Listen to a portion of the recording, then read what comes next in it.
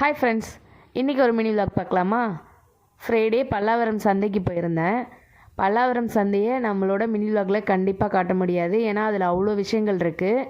இன்னொரு நாள் போகும்போது கண்டிப்பாக நான் லாங் வீடியோவில் ஷேர் பண்ணுறேன். வீட்டுக்கு தேவையான எல்லா பொருளும் பார்த்தீங்க அப்படின்னா அங்கேயே வாங்கிக்கலாம். புதுசாகவும் கிடைக்கும், செகண்ட்ஸ்லேயுமே கிடைக்கும்.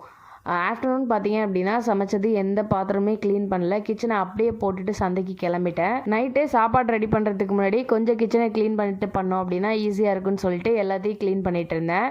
அன்றைக்கி டின்னருக்கு பார்த்தீங்க அப்படின்னா சப்பாத்தியும் தக்காளி தொக்கும் தான் செஞ்சுருந்தேன். தக்காளி கொஞ்சம் கம்மியான ரேட்டில் கிடச்சிருந்தது. எனக்கு சப்பாத்தி கூட குருமா, உருளைக்கிழங்கு மசாலா அதெல்லாம் எதுவுமே பிடிக்காது. தக்காளி தொக்கு தான் ரொம்பவே பிடிக்கும். உங்களுக்கெல்லாம் தக்காளி தொக்கு பிடிக்குமா அப்படின்னு சொல்லி மறக்காமல் கமெண்டில் சொல்லுங்கள். அது மட்டும் இல்லாமல் நம்ம தக்காளியோட ரேட்டு கம்மியாக இருக்கும்போது தக்காளி தொக்கு மாதிரி பண்ணிக்கலாம். அது நம்ம ஃப்ரிட்ஜில் கூட ஸ்டோர் பண்ணி வச்சுக்கலாம். அதோட ரெசிபியும் ஒரு நாள் நான் ஷேர் பண்ணுறேன்.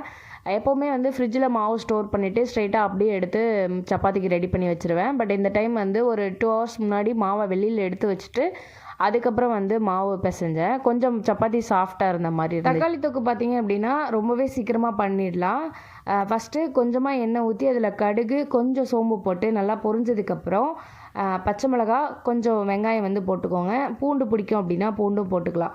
வெங்காயம் கொஞ்சம் வதங்கினதுக்கப்புறமே அது கூட நம்ம கட் பண்ணி வச்சுருக்க தக்காளி போட்டு உப்பு போட்டு நல்லா மசிகிற அளவுக்கு வேக வச்சுக்கோங்க. தக்காளி நல்லா மசிஞ்சதுக்கப்புறம் காரத்துக்கு ஏற்ற மாதிரி மிளகாத்தூள் போட்டுக்கோங்க. நான் தனி மிளகாத்தூள் தான் யூஸ் பண்ணேன். போட்டுட்டு நல்லா சிம்மிலே வச்சு பார்த்தீங்க அப்படின்னா நல்லா தக்காளியை மசிற அளவுக்கு வேக வச்சு எடுத்துக்கோங்க. சப்பாத்தி மாவு பார்த்தீங்க அப்படின்னா பிசைஞ்சு ரொம்ப நேரம் ஆகிடுச்சு, நல்லா சாஃப்டாகிடுச்சு. ஃபுல்கா மாதிரி தான் போட்டு எடுத்துருந்தோம். ஃபுல்கா மாதிரி போட்டோம் அப்படின்னா நம்ம எவ்வளோ நேரம் கழித்து சாப்பிட்டாலுமே அந்த லேயராக இருக்கும், ப்ளஸ் நல்லா சாஃப்டாகவே இருக்கும். கண்டிப்பாக இந்த மாதிரி ட்ரை பண்ணி பாருங்கள்.